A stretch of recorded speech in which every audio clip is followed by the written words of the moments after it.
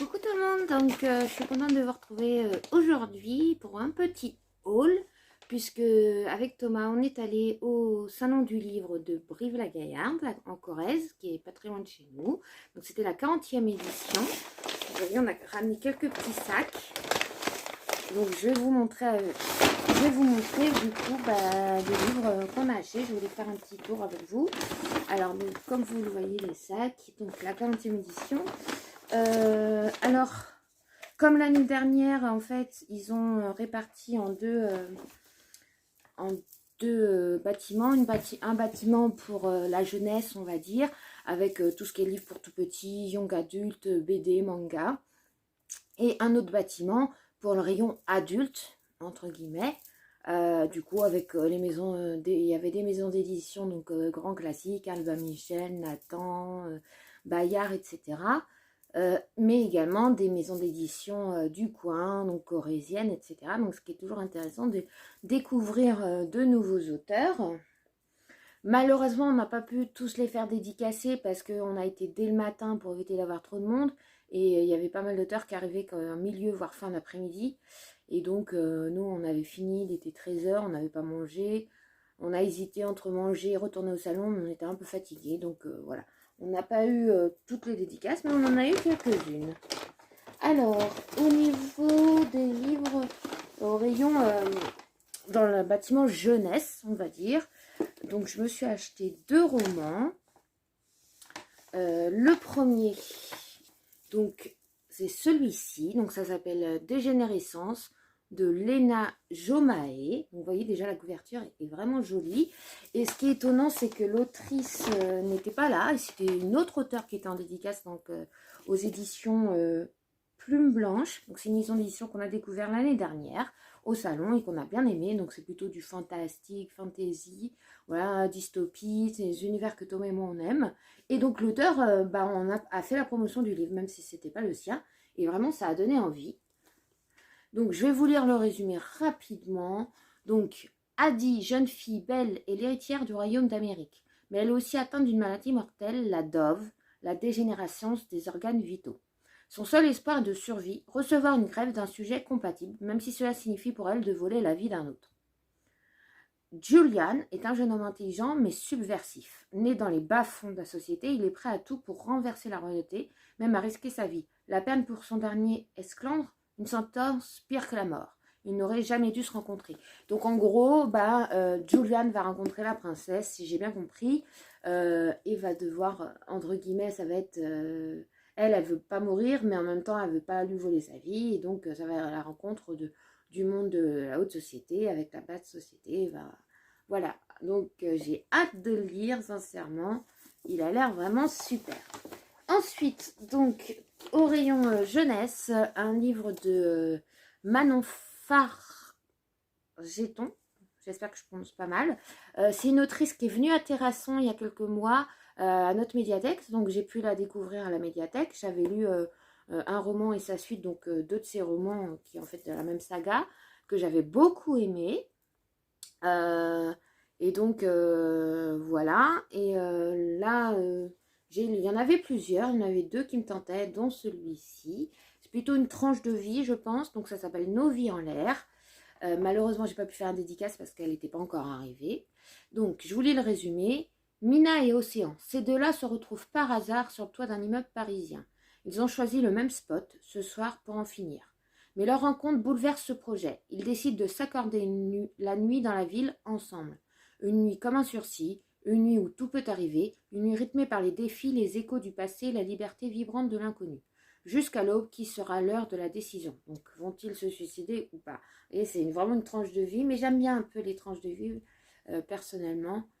Si vous suivez mon blog, les lectures de Lulu, j'aime beaucoup le fantasy, fantastique, mais les tranches de vie, c'est aussi une catégorie de livres que j'aime beaucoup. Donc, le face-à-face saisissant Bad Night de 2 adolescents en quête d'eux-mêmes. Donc, voici, voilà. Et en plus, il est assez petit comme roman, donc ça va se lire assez vite. Donc, je suis assez contente. Donc, au niveau de la jeunesse, c'est tout. Voilà, on n'a pas été tant... J'avais lu certains, J'en ai quelques-uns qui, voilà, que j'ai repérés. Je verrai si je les trouve à la bibliothèque. Mais voilà, au rayon jeunesse, c'était tout. Donc, au niveau adulte. Alors, je prends, j'avoue, un peu au hasard dans les livres. Parce que du coup, voilà, j'en ai, comment dire, on a plusieurs sachets. Il y en a qui sont à moi, il y en a qui sont à Thomas, mais bon, voilà. Du coup, je me suis pris le livre Les combattantes. Donc, l'autrice, c'est Adeline Fleury. Alors, pour les personnes qui n'ont pas vu, c'était une série qui est passée sur TF1 il n'y a pas longtemps. Personnellement, j'ai adoré la série. Pourtant, ça, c'est historique, hein, en fait, c'est pendant la Première Guerre mondiale. Donc, voilà. Et on suit le destin, en fait, de 4 femmes. Donc, il y a une femme qui est la femme d'un dirigeant d'une entreprise qui part au front, donc qui se retrouve à tenir l'entreprise. Il y a une mère supérieure d'un couvent qui est réquisitionné comme hôpital. Il y a une prostituée et il y a une femme qui va travailler au couvent. Mais vous allez voir, enfin je vous spoil pas si vous n'avez pas vu la série. En tout cas, leurs 4 destins vont être liés. Donc je me suis dit, j'avais très envie de voir si la série était différente, s'ils avaient modifié les choses par rapport au livre, parce que je sais que quand il y a des adaptations, j'ai tendance à préférer le livre. Donc là, comme j'ai beaucoup aimé la série, je me suis dit, pourquoi pas. Donc je vous lis le résumé pour les personnes qui ne connaissent pas. Septembre 1914, depuis 6 semaines, la guerre fait rage. Dans les Vosges, les forêts sont le terrain de sanglantes batailles. Face à l'afflux incessant de blessés, 4 femmes que tout oppose sont réunies au sein d'un couvent transformé en hôpital de campagne pour leur porter secours. Agnès, la mère supérieure, Marguerite, une prostituée sur les traces de son passé, Caroline, l'épouse d'un riche industriel, c'est ce que je vous disais, propulsée à la tête de l'entreprise familiale, et Suzanne, jeune infirmière recherchée pour meurtre. Toutes 4 ont chacune à leur façon, avec leurs armes et leurs histoires, un rôle à jouer dans cette folie menée par des hommes. Elles sont la deuxième ligne menée par des hommes. Elles sont la deuxième ligne, de redoutables combattantes contre l'ennemi allemand et la société patriarcale qui les oppresse. Donc voilà, Adeline Fleury, donc c'est une romancière, elle a été reportée pour les pages Société du Journal du Dimanche, puis chef des pages Culture du Parisien Week-end. Les histoires humaines la passionnent, elle s'empare aujourd'hui du scénario original de la série éponyme diffusée sur TF1 puis Netflix et nous livre un récit poignant. Donc voilà, j'espère que ça vous donnera envie. Donc pour ceux qui ont Netflix, apparemment la série sera sur Netflix. Ensuite, Thomas, il s'est pris celui-ci. Donc, de nulle part, c'est un thriller de l'autrice, c'est Claire Favant. Donc, on ne connaît pas cette autrice, hein, ça a été une découverte. Nous, on aime bien, moi je juge toujours à la couverture, et puis après on lit le 4e de couverture, voilà, pour voir si c'est intéressant. Pareil, malheureusement, l'autrice n'était pas encore arrivée, donc on ne l'a pas dédicacée. Je vous lis le résumé. Chatou, fin des années 90, 2 nouveau-nés sont trouvés et confiés à l'assistance publique. Des jumeaux que l'existence va vite se charger de séparer. Trappe, donc là on voyage, 2020, ballotté de foyer sordide en famille d'accueil, Antoine dit Tony, s'est construit tant bien que mal avec l'idée que la vie est un combat. Il lutte pour mener front, études de droit et petits boulots, et qui sait dépasser sa condition.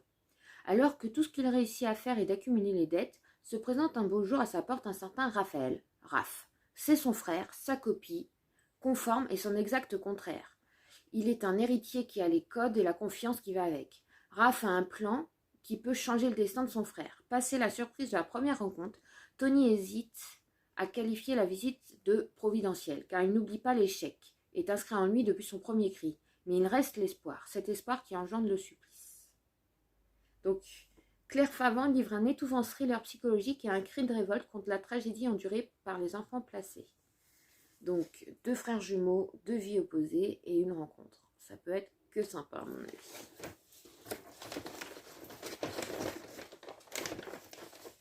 Ensuite, alors, il y a un livre, mais je ne vais pas le montrer parce que c'est pour un cadeau de Noël. Je ferai une photo et un résumé du livre, comme ça, je la posterai plus tard. Mais voilà, en gros...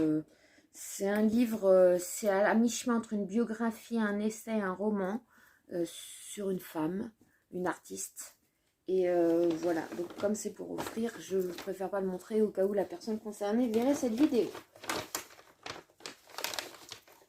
Donc, ensuite, pendant qu'on a acheté deux autres livres que je vais vous montrer après, qu'on a fait dédicacer, puisque les auteurs étaient présents, des auteurs de polar, donc toujours pour Thomas, sur des polars qui se passent en Corrèze.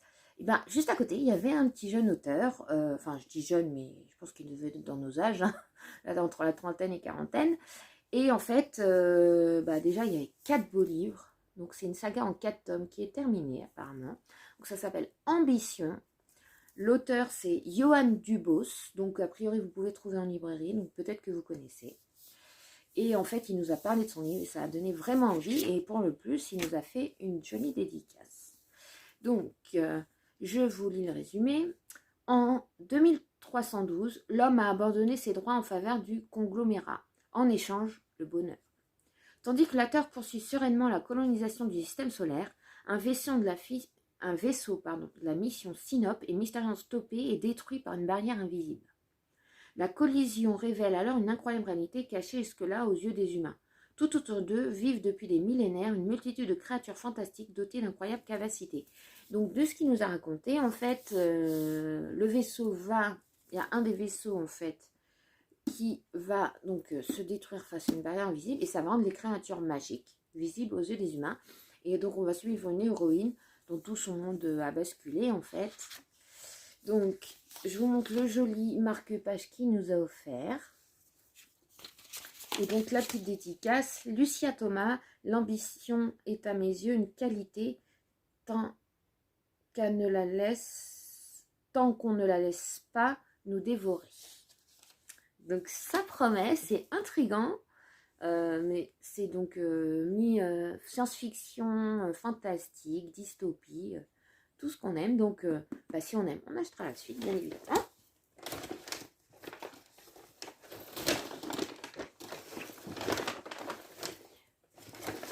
Ensuite, attendez, parce qu'il m'en manque un. Donc là, je vais vous présenter donc, les deux romans dont je viens de vous parler à l'instant, que Thomas s'est acheté. Donc ce sont des polars d'auteurs de Nouvelle-Aquitaine. Donc il y a un polar et un autre qui était écrit par cet auteur-là avec un autre auteur. Donc les deux auteurs étaient présents. Donc je vais vous présenter d'abord celui-ci, il s'appelle Mourir au soleil. Donc les deux auteurs sont Franck Linol et Joël Nivard. Voilà.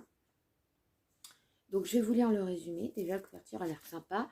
Janvier 2020, Atik Amouni, informaticien, est jugé en appel aux assises de Limoges.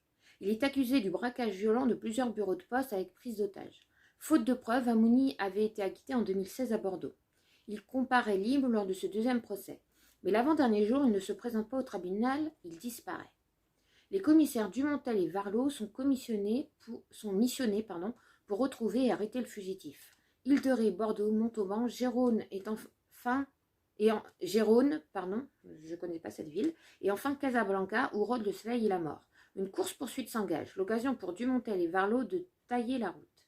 Après le joli succès de La Route des Mortes, voici un nouveau polar écrit à 4 mains où le lecteur retrouvera avec plaisir le duo attachant de ces deux flics fidèles à leurs valeurs partagées, l'amitié et la bonne chair, les bons vins et la nostalgie des femmes qu'ils ont tant aimées. Donc voilà, ça a l'air vraiment sympa. Et donc là, par l'un des deux auteurs, donc par Franck Linol, Yellow Cake. Donc là, ça se passe plutôt dans le milieu industriel. Donc, je vais vous lire le résumé. L'écran de l'ordinateur projeta un éclairement violent. Michael craqua le mot de passe en 3 clics. Il localisa un dossier intitulé Archives qu'il ouvrit. C'est à ce moment qu'il entendit des pas dans le couloir. Son cœur s'accéléra. Il sortit de sa poche une clé USB. Les pas se rapprochaient. L'homme qui entra avait un uniforme et il pointa un flingue en direction de Michael. Michael Bost, un jeune étudiant écolo qui n'a plus revu ses parents depuis sa petite enfance, se retrouve à la ZAD de Stevens. Il y croise un vieux militant qui dit avoir connu ses parents dans les monts d'Ambazac, une vingtaine d'années auparavant, à l'époque de l'exploitation de l'uranium en Limousin par la Cogema. Donc, si vous voyez, c'est sur le milieu des mines. Le 8e opus de la série policière des Dumontel nous entraîne dans un univers où vont se croiser des barbouzes, des traîtres, des flics borderline et de vrais militants écolos. Donc après, vous comprenez que c'est le même flic qui revient, mais bon, on peut lire les histoires vraiment de manière indépendante. Et enfin, pour finir, un petit livre. Je l'ai pris en livre de poche, mais il y avait aussi son dernier livre. Elle a écrit plusieurs livres. Donc une autrice qui s'appelle Muriel Gibert. Là, c'est pas un roman. Ça avait l'air vraiment sympa. C'est vraiment un livre sur la langue française, sur l'orthographe, les jeux de mots. Enfin, vraiment, j'ai commencé à lire les premières pages. C'est vraiment plein d'humour. Super intéressant. Donc celui-là, ça s'appelle Un bonbon sur la langue. On n'a jamais fini de découvrir le français. Donc je vais vous lire le résumé. Pourquoi les bonbons prennent-ils un S quand les Macron n'y ont pas le droit? Pourquoi le nom de Charles de Gaulle est-il un aptonyme? Ami des mots, vous le savez, le français est une langue compliquée, mais elle est aussi savoureuse, acidulée, colorée, sucrée comme un bonbon. Toutes ces bizarreries, ces règles alambiquées et ces exceptions sans fin sont autant de friandises. Au fil de ce livre, je vous raconte ces erreurs qui sont entrées dans le dictionnaire et lève le voile sur des accords qui causent bien des désaccords. Vous apprendrez aussi à résoudre les casse-têtes des propositions et percevrez le secret des calembours. Régalez-vous, la boîte de bonbons est ouverte.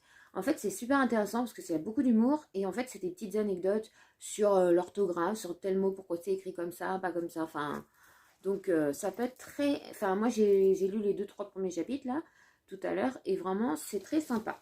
Donc, c'est tout. C'est déjà pas mal, je pense. J'étais un petit peu juste déçue aux éditions Scrino. Il n'y avait pas mon auteur préféré, Arthur Ténor, auteur jeunesse. J'ai pas vu non plus Sir Cédric cette année, bon tant pis. Mais voilà, on a passé quand même un très bon moment. Voilà, on revient quand même avec une belle petite pile à lire avec Thomas. Donc voilà, je voulais vous les présenter parce que peut-être ça pourrait vous donner des envies de lecture. Bien évidemment, quand je l'aurai lu, au fur et à mesure, on fera, même Thomas, puisque vous savez qu'il participe au blog Les Lectures de Lulu. Donc on fera des chroniques quand on les aura lues et vous pourrez aller les lire sur le blog, bien sûr. Voilà pour les petits achats du Salon du Livre. J'espère à tous que vous avez passé un bon vendredi. Si vous y allez, n'hésitez pas à me mettre en commentaire si vous vous êtes trouvé des trucs. En tout cas, je vous fais des gros bisous tout le monde et je vous dis à bientôt. Bye bye.